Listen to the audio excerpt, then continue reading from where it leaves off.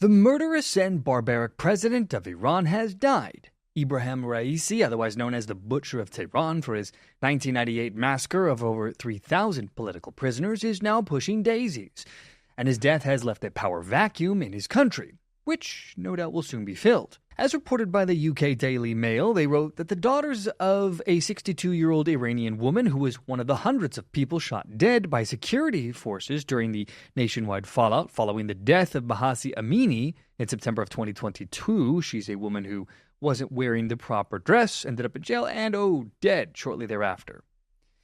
Anyway, these daughters shared a video to social media raising a glass to the president's demise. And there were a slew of other videos shared to social media which appeared to show people setting off fireworks in the streets of Tehran in celebration, though these clips are not yet to be verified.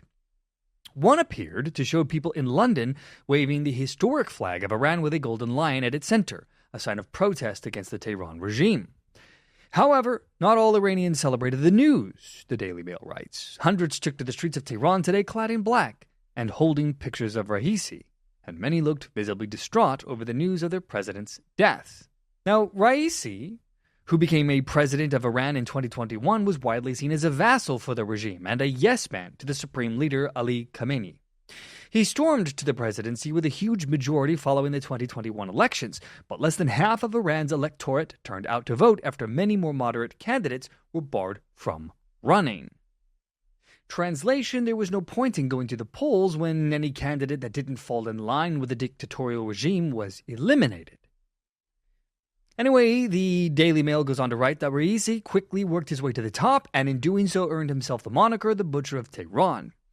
As deputy prosecutor and subsequently chief prosecutor, Raisi stood on the so-called Death Committee, a group of 4 judges who presided over tribunals in 1998 that were assembled to retry the regime's political prisoners. Thousands of these prisoners were then ruthlessly executed and dumped in unmarked graves. The exact number of deaths is not known, but rights groups estimate roughly 5,000 people were killed following Raisi's brutal judgment.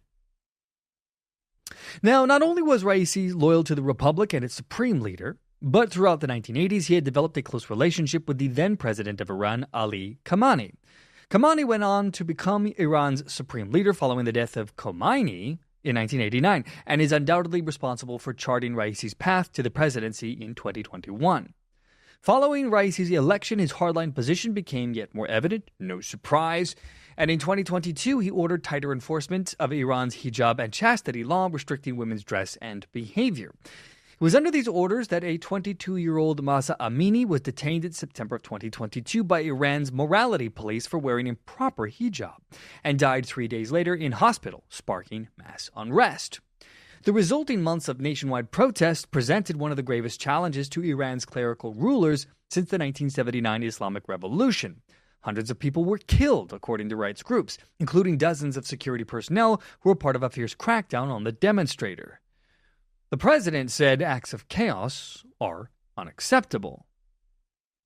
The real tragedy of Iran is that before this brutal Islamic regime brought their people back to the Dark Ages, they had been undergoing rapid modernization. This includes westernization of their culture under the rule of Shah Pahlavi. Now, to be fair, Pahlavi was not necessarily a good man. He ruled with an iron autocratic grip. However, key in both the success of his regime and the eventual downfall was his so-called White Revolution. You see, he did things like bring women's rights and social freedom to the country. Women in pre-revolutionary Iran were encouraged to pursue higher education and professional careers. They gained the right to vote and were elected to parliament, which, good luck with that ever being a reality now. The fashion scene in Iran had become quite vibrant under the Shah, with women freely adopting Western styles. The hijab was not mandatory, and many women wore Western-style clothing. And Iranians enjoyed a variety of social activities. Men and women mixed freely in public spaces, something you will never see today. And Tehran and other major cities saw significant architectural developments which blended traditional Persian elements with modern designs. However, the good times were not meant to last, as the 1970s, thanks to the global economic financial instability, would eventually lead to inflation spikes, which brought about significant reduction in purchasing power and living standards of Iranians at large. This was the opportunity that the religious zealots and their useful idiot allies, the socialist communists wannabes, had finally come. As often has been the case in history, those who aligned with socialism and communism would play a pivotal role in bringing misery and darkness for all, which is true equality, my friends. You see, everyone under communism and socialism, they do get to be equal, just equally miserable. Now, in the case of Iran, the socialists led the way in bringing the country's economy to a grinding halt with mass strikes. The Tudeh Party and other leftist groups were instrumental in organizing these general strikes. This put a dagger in the heart of the country. And at the same time, these socialists took control of their workspaces. This then would be followed by armed struggles and guerrilla warfare. The socialists would play a crucial role in bringing to power the cruel Ayatollah Khomeini, and once in power, he wasted no time in turning on his allies. You see, Khomeini and his Islamist allies quickly moved to consolidate the control. This involved systematically eliminating political rivals, and this includes the socialists who had initially supported the revolution. The new regime began a campaign of repression against these leftist groups. The Tudeh Party, the Fidai guerrillas, and other socialist organizations were targeted. Many of their members were arrested, tortured, and then executed. They reaped what they sowed, my friends. And once secure in power with the leftists destroyed, this evil regime began their cultural revolution, which would take place from 1980 to 1983. Its purpose was to purge the universities and other institutions of these so-called leftists and secular influences. The Islamic regime would allow no dissent in their new empire, and they went about stamping out any resistance they could find. And so, all hope of a better tomorrow was dashed, just as it always is when it comes to dreams of socialists and communists. Now let's go back to the UK Daily Mail article. They go on to write that Miss Maryam Rajavi, president-elect of the National Council of Resistance of Iran, said that Raisi's death represented a monumental strategic blow to the mullah's supreme leader and the entire regime, adding that his death could spur people to rebel against the government.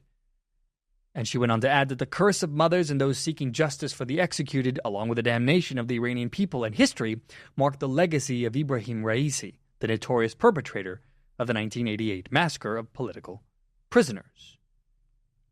Now, my friends, the reality for the people of Iran remains quite grim. The death of Raisi, while it has sparked discussions about the future of Iran's political landscape, it doesn't really do much. You see, the supreme leader remains the ultimate authority in Iran, and the system of governance is designed to keep these parasites in positions of power. All future presidents and other officials will report to him. This structure limits the potential for political change by design. The supreme leader holds considerable power over domestic and foreign policies. But that doesn't mean all is lost, though. Despite this oppressive regime, there have been ongoing protests and calls for reform within this country. The Iranian people have shown a resilience and a desire to leave this bleak future that they've built for themselves behind. The younger generation, well, they dream of better days. Many yearn for more freedom and economic opportunities. But that doesn't mean the path forward would be easy. What would be required to escape what some describe as Muslim tyranny remains fraught with challenges due to the entrenched power of the clerical establishment and the Revolutionary Guards. The upcoming farce of an election and the actions of the interim president, Mohammad Mokhber, will be critical in determining the immediate future of Iran's governance. Whether or not the people of Iran can change their future remains to be seen. But one can hope that a people who have paid so dearly for their mistake of allowing socialists and Islamic radicals to unite will perhaps find a way to pull themselves back up out of the darkness. From the To Be Frank channel, I am Adrian, my friends. I'll see you all next time.